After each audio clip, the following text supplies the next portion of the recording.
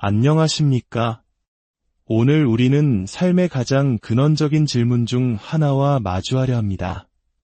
바로 인생의 목적은 무엇인가? 입니다. 치열한 경쟁과 끝없는 목표 속에서 문득 공허함을 느끼는 분들이 많을 것입니다. 우리는 왜 사는가? 무엇을 위해 이토록 애쓰는가? 이 깊은 여정을 시작하기에 앞서 잠시 여러분의 마음을 모아주시기 바랍니다. 이 이야기가 여러분의 마음에 울림을 준다면 좋아요와 구독으로 더 많은 이들에게 이 빛을 나누는 선한 일에 동참해 주십시오. 여러분의 작은 손길이 누군가에게는 큰 위로와 깨달음의 기회가 될 수 있습니다. 이 영상을 듣는 모든 분들의 삶에 하나님의 은총이 가득하기를 기도합니다. 자, 이제 시작하겠습니다. 우리는 종종 진실하게 사는 것이 중요하다고 말합니다. 그렇다면 왜 우리는 굳이 진실 속에서 살아야 할까요? 가장 간단한 대답은 우리가 진실을 외면할 때 현실이 우리를 가만두지 않기 때문입니다. 거짓과 기만으로 쌓아 올린 삶은 결국 현실이라는 거대한 파도 앞에 무너져 내리기 마련입니다. 하지만 더 깊은 차원의 대답이 있습니다. 많은 사람들이 인생의 목적이 무엇인가? 라고 묻습니다. 어떤 이들은 허무주의에 빠져 이렇게 말하죠. 목적 따윈 없어. 우리는 광활한 우주의 한 구석, 먼지 같은 행성 위를 떠도는 원자에 불과해. 잠시 존재하다가 사라질 뿐이야. 또 다른 이들은 수많은 가치들 속에서 길을 잃고 혼란스러워하며 방향 감각 없이 살아갑니다. 현대사회가 우리에게 가장 흔하게 제시하는 답은 아마 행복일 것입니다. 나는 그냥 행복해지고 싶어. 이 말은 우리 시대의 슬로건처럼 번졌습니다. 하지만 잠시 멈춰서 생각해 보십시오. 그냥 행복해지고 싶다는 말이 얼마나 비현실적인 요구인지 말입니다. 그것은 마치 어떤 노력을 하든 상관없이 영원한 축복과 지복을 누리게 해달라는 것과 같습니다. 현실적으로 불가능한 낙원에서 영원히 살게 해달라는 어린아이의 투정과도 같죠. 사실 우리가 행복해지고 싶다고 말할 때 그 속마음을 자세히 들여다보면 이런 뜻에 가깝습니다. 어리석고 무의미한 고통을 겪고 싶지 않아요. 우리는 긍정적인 쾌락을 끝없이 누리는 것보다 감당할 수 없는 부정적인 감정의 나락으로 떨어지지 않기를 더 간절히 원합니다. 제발 너무 비참하게만 만들지 말아주세요. 이것이 우리의 솔직한 심정일 겁니다. 하지만 인간은 단순히 고통의 부재나 안락함만을 추구하는 존재가 아닙니다. 러시아의 위대한 작가 도스토옙스키는 그의 소설 지하로부터의 수기에서 물질적 유토피아의 허상을 날카롭게 비판했습니다. 그는 이렇게 말합니다. 만약 인류가 꿈꾸던 유토피아를 건설해서 모든 사람이 원하는 만큼 먹고 마시며 아무것도 할 일이 없는 세상이 온다고 상상해보자. 인간은 너무나도 배은망덕한 존재라서 그 완벽한 평온함과 안락함을 견디지 못하고 지루함에 몸부림치다. 결국 막대기를 들어 그 모든 것을 부수어 버릴 것이다. 예상치 못한 도발적인 무언가가 일어나기를 바라면서 말입니다. 이것은 에덴 동산에서 아담과 이브가 금지된 선악과를 따먹었던 원초적인 이야기와도 맞닿아 있습니다. 우리 인간은 예측 가능한 행복이나 고통 없는 삶을 원하는 것이 아닙니다. 우리가 진정으로 갈망하는 것은 모험입니다. 인생의 모든 고통과 비극을 감수할 만큼, 아니 그것을 뛰어넘어 오히려 가치 있게 만들 만큼 매력적이고 위대한 모험 말입니다. 언젠가 당신이 삶의 마지막 순간에 이르렀을 때 당신은 이렇게 말하고 싶을 것입니다. 정말 힘든 순간들이 많았지만 그럼에도 불구하고 내 삶은 그럴 만한 가치가 있었다. 당신의 삶이 하나의 위대한 모험이었기에 그 과정에서 겪었던 모든 어려움들이 충분히 정당화될 수 있었다고 말입니다. 그렇다면 그 위대한 모험은 어디에서 찾을 수 있을까요? 바로 진실 속에서 찾을 수 있습니다. 당신이 진실을 말하기로 결심했을 때 어떤 일이 일어날지 아무도 모릅니다. 그것은 미지의 영역입니다. 당신의 눈앞에 새로운 길이 펼쳐질 것입니다. 당신은 어떻게 될 것이다라는 예측을 포기해야만 합니다. 통제하려는 마음을 내려놓고 미지의 세계로 뛰어들어야 합니다. 그것이 바로 모험의 시작입니다. 그리고 그 모험의 주인공은 바로 당신 자신입니다. 당신이 진실 속에서 살아갈 때 그 진실이 바로 당신이기 때문입니다. 당신이 진실을 말할 때 일어나는 모든 일들은 온전히 당신의 모험이 됩니다. 반대로 생각해 보십시오. 당신이 거짓과 기만을 사용하며 살아간다고 합시다. 당신은 스스로가 기만을 사용하고 있다고 착각할지 모릅니다. 하지만 혹시 그 기만이 당신을 사용하고 있는 것은 아닐까요? 당신의 삶이라는 모험을 당신이 아닌 기만의 영이 대신 살아가고 있는 것은 아닐까요? 만약 당신의 삶이 비참하고 불행하다면 스스로에게 물어보아야 합니다. 혹시 내 삶의 주도권을 기만의 영에게 내어준 것은 아닌지, 당신이 진실 속에 살지 않는다면 당신은 그곳에 존재하지 않는 것과 같습니다. 그 자리를 차지하고 있는 것은 거짓의 영일 뿐입니다. 수세기 동안 수많은 현자들이 이 기만의 영의 본질에 대해 명상해왔습니다. 그리고 그들이 내린 결론은 이것입니다.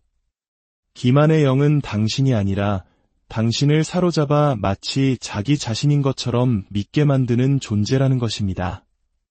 우리는 결코 그 악마의 소나기에 붙잡혀서는 안 됩니다.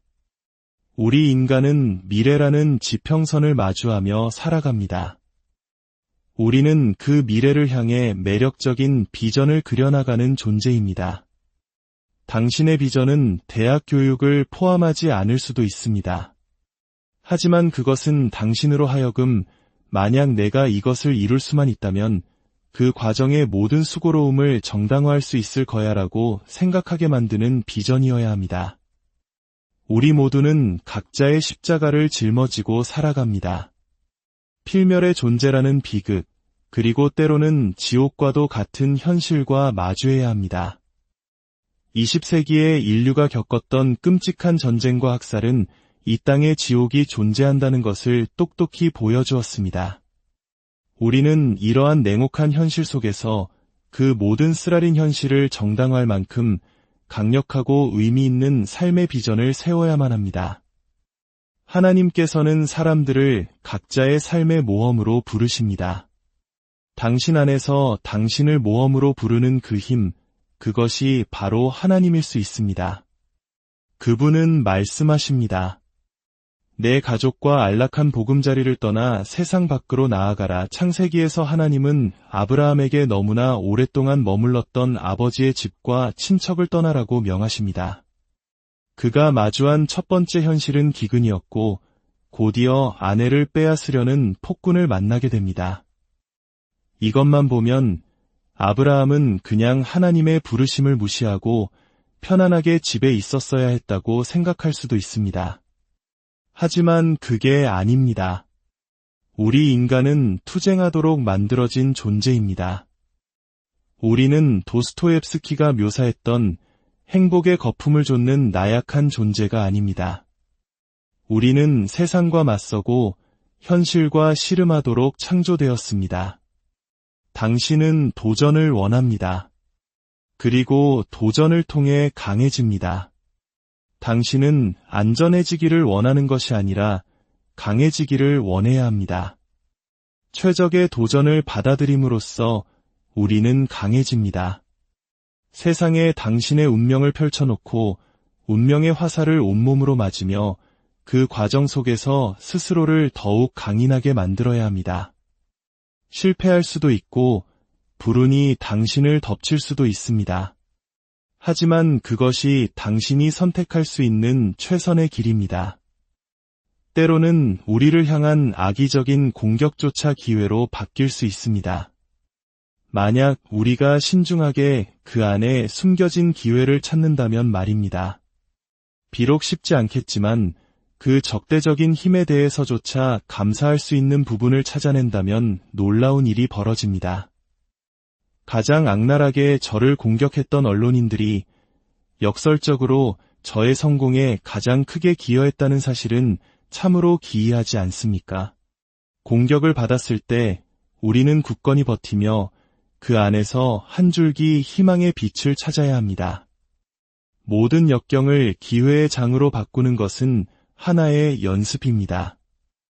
꾸준히 연습할수록 우리는 어떤 어려운 상황에서도 점점 더 능숙해질 수 있습니다. 아마도 가장 혹독한 시련 속에서 당신을 이끌어줄 것은 겸손하게 감사할 수 있는 것을 찾아내는 당신의 능력일 것입니다. 제 아내의 어머니, 즉 장모님께서는 알츠하이머와 유사한 끔찍한 퇴행성 신경질환으로 돌아가셨습니다. 15년 동안 우리는 매일 조금씩 그녀를 잃어갔습니다. 가족에게는 엄청난 비극이었습니다. 하지만 그 과정을 지켜보는 것은 경이로운 경험이기도 했습니다. 제 장인어른은 마을에서 가장 외향적이고 유쾌한 분이셨습니다. 그런 그가 아내를 돌보는 모습은 실로 기적과도 같았습니다. 그는 아내를 너무나도 성실하게 돌보았고 자녀들은 그런 아버지를 보며 그에 대한 사랑과 존경심이 더욱 깊어졌습니다. 장모님께서 임종을 맞으셨을 때 가족들은 서로를 바라보며 자신들이 서로에게 얼마나 소중한 존재인지를 깨달았습니다. 그리고 놀랍도록 하나로 뭉쳤습니다. 그동안 그들의 관계를 조금씩 좀먹고 있던 사소한 불화와 오해들을 모두 씻어내고 죽음이라는 거대한 비극 앞에서 온전한 사랑으로 하나가 되었습니다. 그들은 자신들이 가진 것에 대해 감사할 수 있었기 때문에 죽음이라는 슬픔을 이겨낼 수 있는 연고를 얻을 수 있었습니다. 물론 장모님의 죽음이 가족의 삶에 커다란 구멍을 낸 것은 사실입니다. 하지만 그들은 서로를 향한 사랑이라는 무한한 자원에 의지함으로써 그 슬픔을 이겨낼 힘을 얻었고 그 유대감은 영원한 것이 되었습니다. 만약 당신이 감사를 연습한다면 얼마나 능숙해질 수 있을지 상상해 보십시오. 이것은 순진함과는 다릅니다. 세상 물정 모르는 순진한 사람도 감사할 수는 있습니다. 하지만 진정한 감사는 용기의 한 형태입니다. 세상은 끔찍하고 무서운 곳이며 우리는 강력한 적들과 마주하게 됩니다. 그러나 당신이 그 속에서도 철저하게 감사하는 마음을 기를 수 있다면 최악의 상황 속에서도 선한 것을 이끌어낼 수 있을 것입니다. 진실을 말하는 데에는 믿음이 필요합니다. 우리는 우리가 무엇을 하고 있는지 그 결과가 어떨지 온전히 알 수 없기 때문입니다. 그래서 우리는 언제나 어둠 속으로 도약해야만 합니다. 물론 도약하지 않을 수도 있습니다. 하지만 그러면 어둠이 당신을 삼켜버릴 것입니다. 우리는 어떤 종류의 어려움을 겪을지 선택할 수는 있지만 어려움 자체를 피할 수는 없습니다. 당신이 내려야 할 결정은 이것입니다. 내가 진실을 기반으로 쌓아 올린 세상이 최선의 세상인가? 당신은 그 답을 찾기 위해 당신의 삶을 걸어야 합니다. 다른 방법은 없습니다. 진실을 말하면 처음에는 곤경에 처할 수 있습니다. 그래서 차라리 거짓말을 할 거리라고 생각할지도 모릅니다. 하지만 거짓말은 단기적인 이익을 위해 혼돈에서 질서를 억지로 짜내는 행위일 뿐입니다. 그것은 승리가 아니라 패배입니다. 어리석은 사람은 더 나은 방법을 모르기 때문에 진실을 내뱉고 지혜로운 사람은 그것이 최선의 길임을 알기 때문에 진실을 말합니다. 둘 다 바보처럼 보일 수 있지만 그렇다고 그들이 정말 바보인 것은 아닙니다. 한 인간의 정의는 무엇일까요? 생산적인 관대함, 즉 생산성 더하기 관대함이라는 기독교적 가르침은 훌륭한 답이 될 수 있습니다. 지나치게 공감적인 사람들은 관대함에만 집중하는 경향이 있습니다. 저는 관대해요. 혹시 돈이 있나요? 아니요, 남의 돈으로 관대하죠. 이것은 방정식의 절반을 놓치고 있는 것입니다. 성실함과 친화성이라는 두 가지 핵심적인 성격 특성이 있는데, 친화성은 공감 능력과 관련이 있지만 기업이나 창의적인 영역에서의 성공과는 아무런 관련이 없다는 연구 결과도 있습니다. 오히려 지나치게 친화적인 관리자는 아니오라고 말하지 못하고 직원을 훈계하지 못하며 한계를 설정하지 못해 조종당하기 쉽습니다. 따라서 생산적인 관대함은 매우 훌륭한 개념입니다. 생산성에는 목표 지향성, 책임감, 규율, 희생정신이 요구됩니다. 이러한 책임감은 먼저 자기 자신에게 그리고 시간을 초월한 미래의 자신에게 발휘되어야 합니다. 그 다음에는 당신이 감당할 수 있는 한많은 사람들에게로 확장되어야 합니다. 배우자, 부모, 형제, 자녀, 그리고 지역사회와 더 넓은 공동체에 이르기까지 말입니다. 이 모든 책임을 짊어지는 것은 당신의 비참한 삶을 정당화하고 세상의 굳건히 발을 딛게 하며 싸워야 할 진짜 용을 그리고 그 안에 숨겨진 황금을 찾게 해줄 것입니다. 그렇다면 우리는 어떻게 무장해야 할까요? 바로 언어로 무장해야 합니다. 당신의 언어를 정밀하게 다듬으십시오. 위대한 사람들의 글을 읽고 문해력을 기르십시오. 당신의 혀를 길들이고 그게 있잖아요 같은 불필요한 말들을 제거하십시오. 다른 사람에게 잘 보이기 위해 하는 말들을 모두 버리고 오직 당신이 진실이라고 믿는 것만을 말하려고 노력해 보십시오. 그것이야말로 진정한 모험입니다. 당신이 진실을 말하지 않을 때 말하고 있는 것은 과연 누구일까요?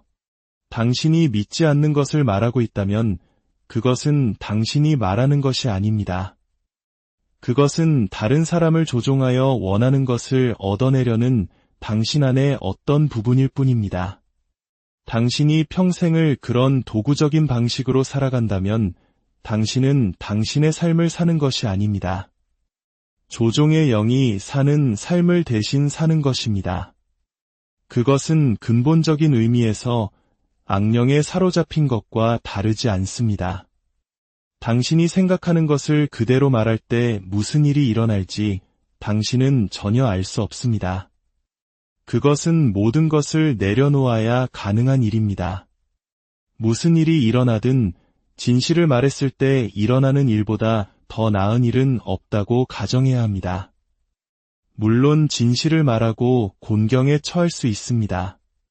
하지만 장기적으로 보면 모든 시도는 결국 역전되어 더 큰 성공으로 돌아오는 경우가 많습니다.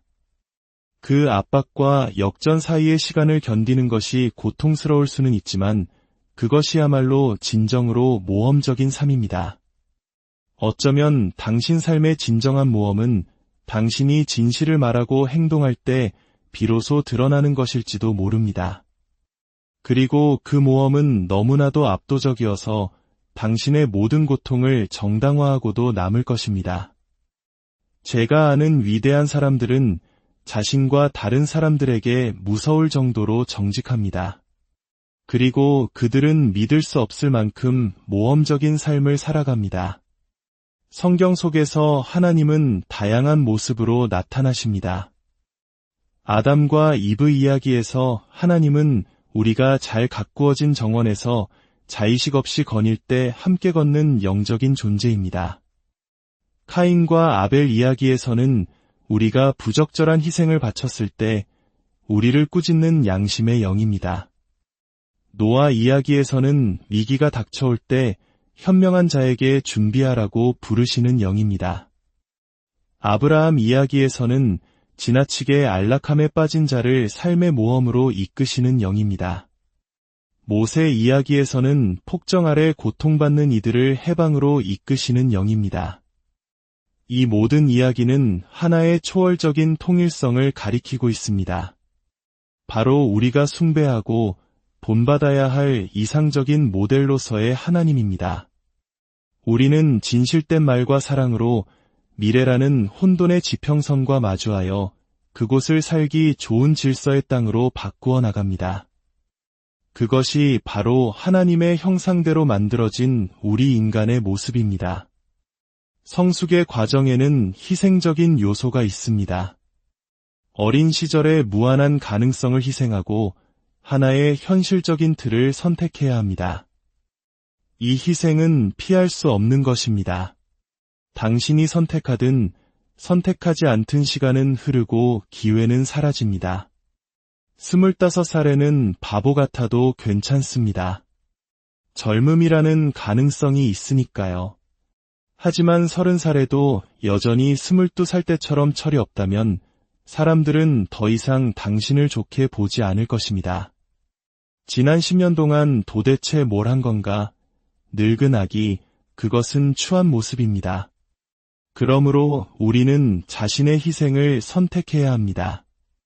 그것이 현명한 길입니다. 또한 어린 시절의 잠재력은 저해상도와 같습니다. 무엇이든 될 수 있지만 아직 아무것도 아닌 상태입니다. 당신이 배관공이 되기 위해 견습 과정을 거친다고 합시다. 그 훈련 기간은 당신을 좁고 제약된 틀 안에 가두지만 동시에 당신을 발전시킵니다. 그리고 마침내 훌륭한 배관공이 되었을 때 세상은 당신에게 다시 열립니다. 당신은 단순히 배관공이 아니라 좋은 고용주가 되고 다른 사람들을 훈련시키며 지역 사회의 기둥이 될 수 있습니다. 좁은 훈련 기간을 통과하고 나면 새로운 가능성들이 당신 앞에 펼쳐지는 것입니다.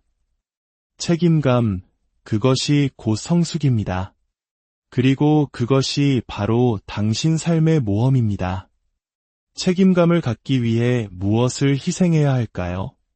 단기적이고 쾌락적이며 미성숙한 변덕을 희생해야 합니다.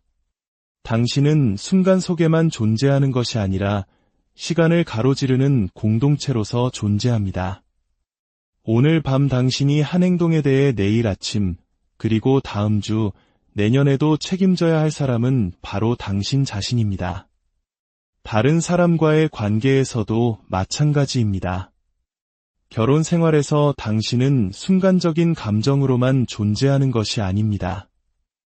당신과 배우자 모두가 장기적으로 원하는 것을 얻을 수 있는 방식으로 끊임없이 협상해야 합니다. 그리고 그 안에 자녀들을 포함시켜야 합니다. 이 과정에서 우리는 상호성과 진실, 그리고 사랑의 정신으로 책임을 다해야 합니다. 그것이 희생의 핵심입니다. 자신의 어리석음을, 순간의 어리석음을 당신이 상상할 수 있는 가장 높은 선을 위해 희생하는 것입니다. 평화로운 사회생활은 개인의 충동과 특이함의 일부를 희생할 것을 요구합니다. 우리는 다른 사람들과 협력해야 하며 이는 당신이 100% 당신 마음대로 살 수 없다는 것을 의미합니다. 우리는 다른 사람들과 비슷해지기 위해 대부분의 자신을 희생해야 합니다. 이것은 사회화의 비용입니다. 하지만 그 대가로 우리는 서로의 목을 조르지 않고 평화롭게 공존할 수 있습니다. 규칙은 우리를 억압하기 위해 있는 것이 아니라 우리를 서로에게서 보호하기 위해 존재합니다. 대부분의 경우 우리는 규칙을 따라야 합니다. 물론 당신에게 세상을 향해 드러내야 할 특별한 무언가가 있다면 규칙을 깨십시오. 하지만 대부분의 우리는 평범하며 그 평범함 속에서 안정을 찾습니다. 자유란 모든 단기적이고 쾌락적인 충동에 탐닉하는 것이 허용되는 상태가 아닙니다. 그것은 혼돈일 뿐입니다. 진정한 자유는 숙련된 선수들이 모두 같은 게임의 규칙을 지키며 플레이할 때 일어나는 것과 같습니다. 게임의 규칙은 자유로운 플레이를 위한 전제 조건입니다. 폭정에서 벗어나 혼돈으로 들어가는 것은 사막으로 들어가는 것과 같습니다. 그리고 사막은 폭정보다 나을 것이 없습니다. 약속의 땅은 결코 2살배기 아이의 이기적인 변덕이 허용되는 곳이 아닙니다. 만약 당신이 끔찍하게 고통받고 있다면 여기 처방이 있습니다. 가장 가치 있다고 생각하는 것을 찾아내고 그것을 놓아주십시오. 때로 우리를 고통스럽게 하는 것은 우리가 병적으로 집착하고 있는 바로 그것입니다. 부모님과의 병적인 관계일 수도 있고 당신의 발전을 가로막는 어떤 것일 수도 있습니다. 그것을 희생하는 것을 두려워하지 마십시오. 기꺼이 희생할 의지가 없다면 당신은 한 걸음도 앞으로 나아갈 수 없습니다. 당신을 괴롭히는 것들에 주목하십시오. 그것은 당신의 운명이 당신을 부르는 소리입니다. 그것이 바로 당신이 해결해야 할 문제입니다. 내 인생의 의미는 어디에서 찾을 수 있나? 라고 묻는다면 당신을 괴롭히는 것들을 보십시오. 그것이 당신의 과제입니다. 그것에 대해 글을 써보십시오. 그것을 해결하기 위해 노력해 보십시오. 만약 당신이 당신을 괴롭히는 문제들을 실제로 해결해 나간다면 당신의 삶이 어떻게 변할지 상상해 보십시오. 모든 이상은 동시에 심판관입니다. 당신이 더 높은 이상을 품을수록 그 이상에 비해 초라한 자신을 보게 되며 더 강렬한 심판을 받게 됩니다. 위대한 예술 작품 앞에서 우리가 두려움을 느끼는 이유도 여기에 있습니다. 미켈란젤로의 다비드상은 당신에게 지금보다 훨씬 더 위대한 존재가 되라고 요구합니다. 모세가 하나님을 뵙기 두려워 얼굴을 가렸던 것처럼 우리를 모험과 희생으로 부르시는 그 지고한 이상은 근본적으로 두려운 존재입니다. 그 부르심 앞에서 모세는 제가 여기 있나이다 라고 대답합니다. 그가 할 수 있는 것은 오직 주목하는 것뿐이었습니다. 주목은 모든 것의 전제 조건입니다. 이성적인 합리성은 바벨탑을 쌓지만 주목은 계시를 위한 전제 조건입니다. 다른 사람의 말을 주에 깊게 들어주는 것만으로도 치유의 힘이 있습니다.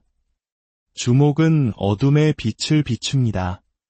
우리는 우리가 주목하는 것만을 볼 수 있기 때문입니다.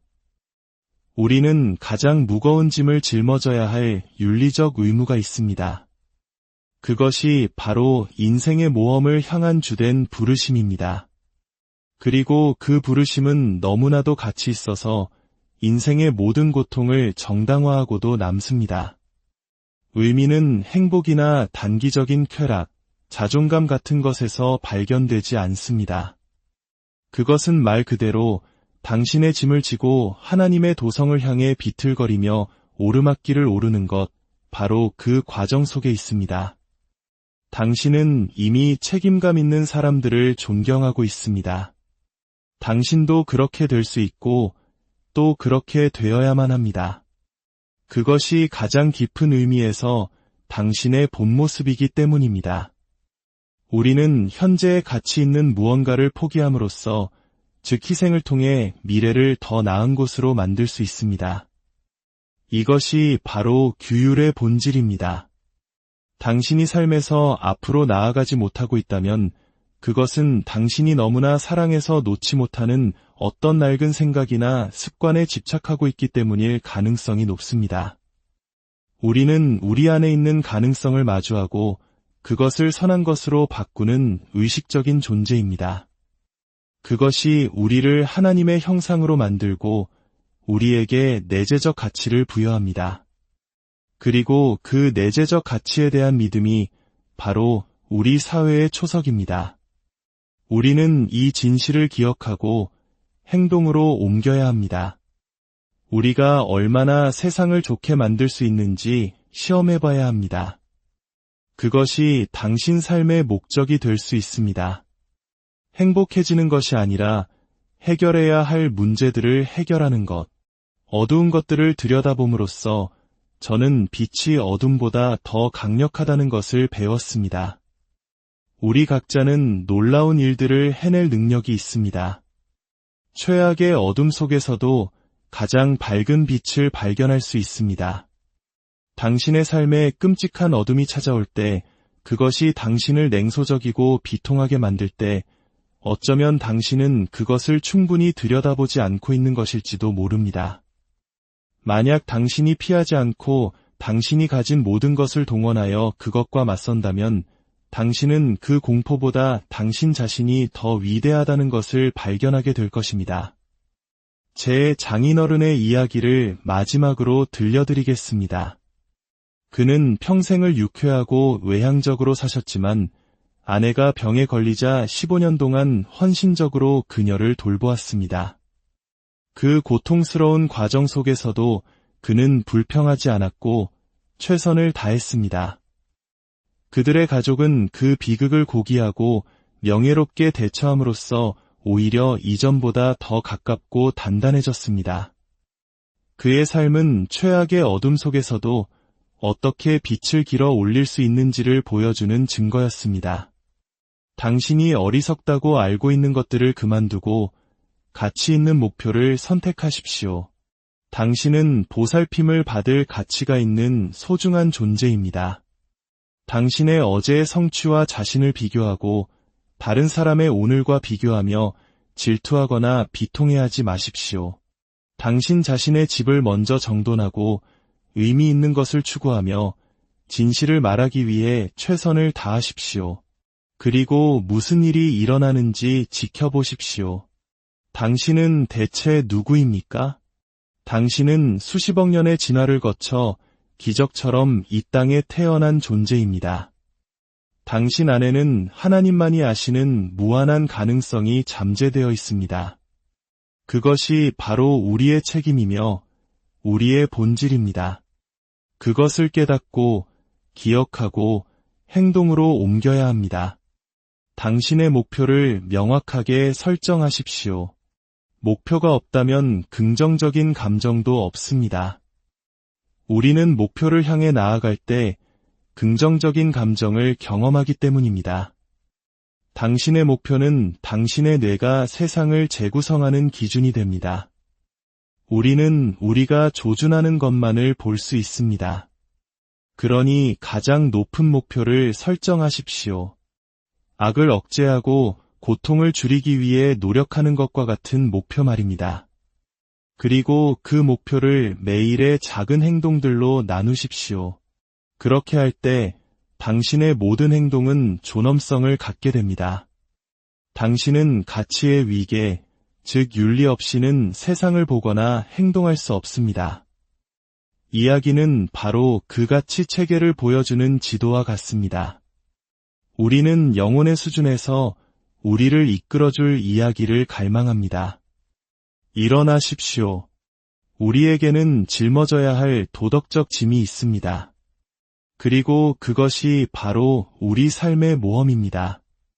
가장 높은 선을 향해 자신을 정렬하고 그 길을 따라 진실을 말하며 나아갈 때 당신은 당신 삶의 진정한 모험을 발견하게 될 것입니다.